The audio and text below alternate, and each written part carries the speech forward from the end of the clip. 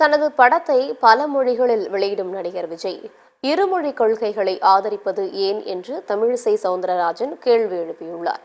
நீலகிரி மாவட்டம் கோத்தகிரியில் பாஜக உறுப்பினர் சேர்க்கை நிகழ்ச்சி நடைபெற்றது. இதில் கலந்து கொண்ட பின்னர் செய்தியாளர்களுக்கு பேட்டியளித்த தமிழிசை, தமிழக வெற்றிக் கழக தலைவர் விஜய் புதிய சாயத்துடன் அரசியலுக்கு வருவதாக விமர்சித்தார்.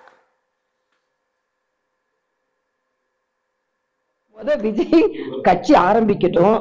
அவர் பாவம் ஒரு மாநாடு நடத்துறதுக்கு தள்ளி தள்ளி தள்ளி தள்ளி போய் இன்னைக்கு ஒரு வழியா அக்டோபர் 27 அறிவிச்சிருக்காரு.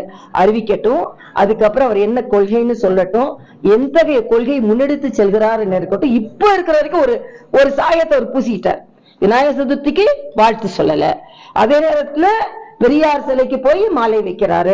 அப்ப நானும் திமுக மாறி ஒரு பாதையில தான் போவேன் அப்படின்னு சொல்றார். நீட்டுக்கு எதிர்ப்பு தெரிவிக்கிறார், இருமொழி கொள்கைக்கு ஆதரவு தெரிவிக்கிறார். ஆனா நான் தெலுங்கானால இருக்கும்போது விஜயோட படம் தெலுங்குல ரிலீஸ் ஆகுது.